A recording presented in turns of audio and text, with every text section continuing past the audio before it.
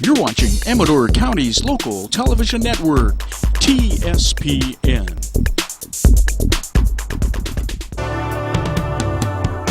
And now back to a TSPN outreach presentation. Operation CARES, Response to Sexual Assault on TSPN.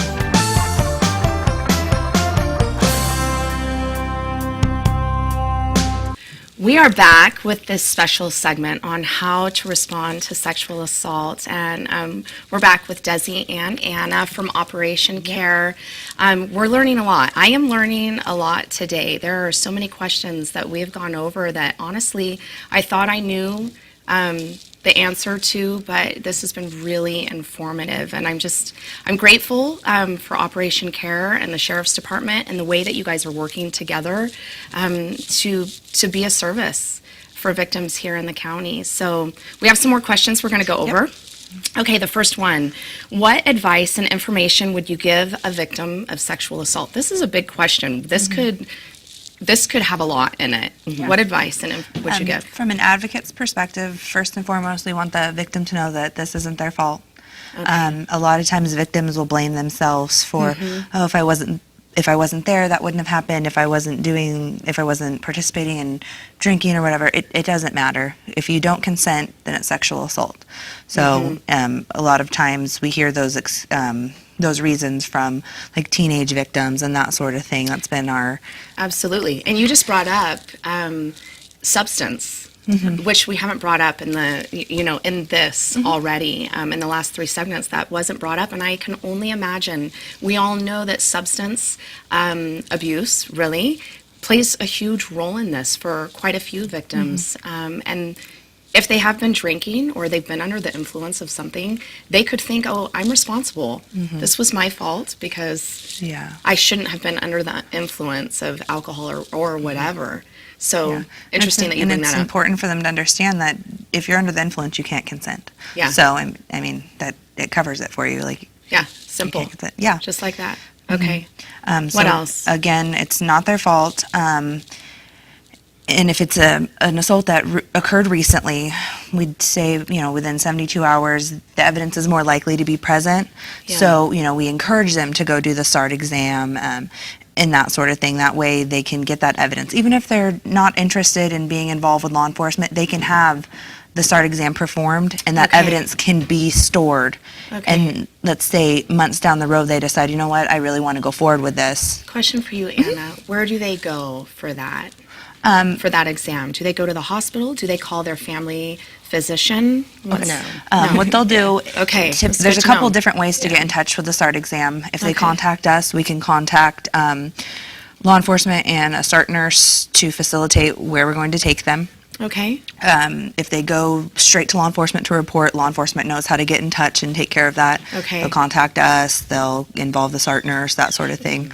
Okay. If you go to the hospital, like if it happens and you don't know where else to go and you just go to the emergency room. What the emergency room will probably do is refer you to us or refer to law enforcement. Okay. They'll probably have law enforcement come to the hospital. I mean, it's kind of different how people handle it. Yeah. But those are some of the ways that we've come in contact with the SART exam and being involved with victims. And the timing of that exam is crucial. You mentioned 72 hours. Is that what you said? That's typically a good window for where evidence is. Things have been found up to 5 days later. Okay. I don't want victims to think, well, it happened 4 days ago, so I shouldn't go through with it. No, that's not what we're saying. You should just still go. Yeah, it's just saying if it happened within the 72 hours, the chances of there still being evidence there are way higher than 3 days later you might have showered a dozen times and there's nothing there, but don't let that stop you. There could be abrasions and maybe bite marks and things like that you don't even think about as evidence, but they're there on your body and they're evidence of what happened to you. So and as I was talking with Mike in the last segment, even if it's not the type of assault that leaves physical evidence or traces of, physical struggle, it would still be important, as you're saying, to just absolutely go. Collect DNA. Yeah, because it could be something really small. Well, and SART nurses are they're trained to collect evidence that we don't see Okay. with our eyes. Yeah, you a lot know? of the stuff that you can't see with your naked eye, they have to use Okay. special magnifying tools to be able to find the evidence. And I mean, some of the injuries are so tiny that you can't see them, but they're Okay. trained on what to look for. Okay. That's good. All right. So advice. You're saying first and foremost, it's not your fault. It's not your fault. Okay. If you are still in immediate danger, get somewhere safe, call someone for help, call law Okay. enforcement, call us on our 24-hour crisis line, and we'll get you to somewhere safe. If we bring you straight to Okay. our office, and then if you want to do law enforcement, we'll get law enforcement involved. If it's, you're in bad shape and we need to get medical attention, we'll take you to the hospital, and hopefully they can, treat you medically. Okay. And then from there, once we get involved, law enforcement gets involved, you have a couple different avenues, make the report, do the SART exam, that sort of thing. And we're going to be there with you the whole time. If we're involved as advocates, we're with you through the whole process. So it's important for victims to know that you're not going to go through this alone. Okay. If you don't have the support of family or friends and you just feel so alone and that's Yeah. why you don't want to come forward, well, you have us. We're going to be there for you. We become like a second family to you and help you through the whole process. It's amazing, you guys. I love it. I just love the Operation Care. I'm like getting the sense of you guys being really and truly nurturing in a situation where somebody is extremely wounded and just needing to be cared for. I mean, that's what Operation Care is all about. So let's move on to the next question. If a victim is considering reporting to law enforcement, what things should they know in advance? Well, first and foremost, reporting to law enforcement is the victim's choice. Okay. We don't pressure them to, and we don't pressure them not to. Yeah. If the assault happens within 72 hours or even after 72 hours, it's just recommended that they don't shower and brush their teeth, eat or drink. If they change their clothes, put them in a paper bag and bring them to law enforcement, or they can bring them, if they come to us, they can bring them with them because evidence can be found on all of those aspects. Sure, absolutely. We would like to remember if they do shower or happen to eat or drink or any of the following, not to panic. I mean, there's still ways to collect evidence. So, Okay. I mean, don't think that if you do happen to do those, there's no way you're going to, be able to move forward on this case. Okay.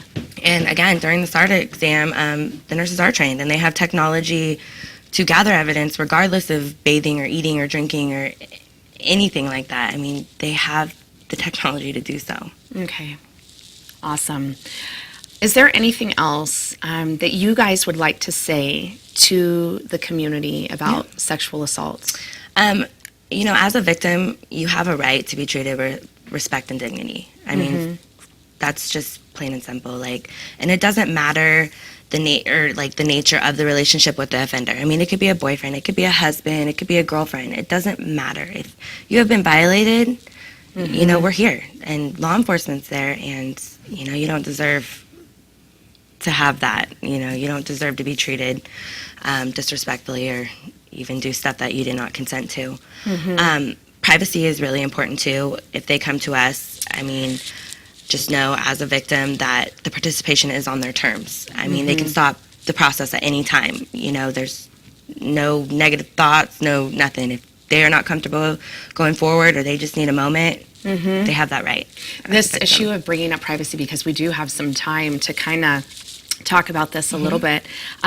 I would think that would probably be a main hindrance. Oh, absolutely. For people who are victims. And I would think, too, that a lot of times that may be why they wait and do not say something right away, because they're so concerned and nervous and fearful about that information getting out. And so... afraid to be victimized all over. Yeah. Absolutely. So let's talk about that. The role of Operation Care in this and the Sheriff's Department together. There is total confidentiality, Absolutely. Right? Yep. Okay. We're bind, by law or bind by Operation Care in general that what is said to us does not get out unless, we have permission from the victim.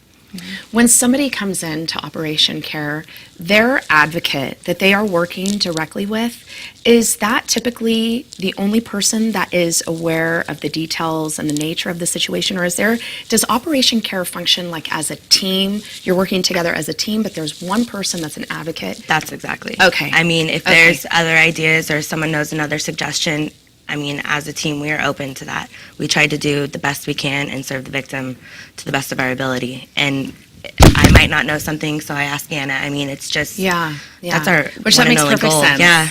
You know, the more people who are skilled, who can bring their skill set to the table to help that victim and to bring some sort of healing and resolution to the situation, the better. Absolutely. And just as, Yeah. you know, it's just so important for, as you're saying, for the victim to know and to be confident that We're giving them the best That's that we it. can. And there's Yeah. confidentiality, and you guys have their best interest in mind the whole time. What else, you guys? Is there anything else that you would want to say to the community and to potential victims or Well, people who are victims? As Sergeant Mike Rice did say, you know, they do offer an advocate at any time. It's their right to have that. And generally, hospitals, law enforcement, any public service agency has our contact information. Okay. So if you don't know where to go as a victim, I mean, when they ask you if you'd like an advocate, they can contact us. Okay. You know, I mean, And it doesn't matter the time of day. absolutely We're not. available 24/7. Okay. Fantastic. I'm feeling so much, you know, right now, taking from this segment, that really and truly there is a resource here for people in the county, regardless of gender, regardless of age, regardless of culture, language, that Operation Care has the victim's best interest Yes. in mind and heart always, and that you guys are going to do everything that you can to just be there to help. Thank you so much, Desi and Anna. What a pleasure Thank to you for having have us. you guys educate us. And what is the number for Operation Care? 209-223-2600. Okay. And thank we you have so a much. website, you know, I mean, all the information and resources is on there as well, and that's operationcare.org. Okay. Thank you.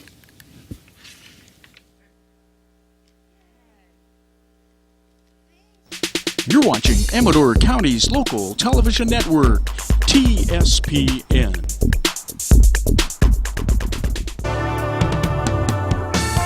Thanks for watching TSPN's outreach presentation of the Operation Cares Response to Sexual Assault on TSPN. The views and opinions expressed in this program are solely those of the persons who express those views and opinions during this program, and not necessarily those of TSPN TV, Comcast, or Volcano Vision. Thank you.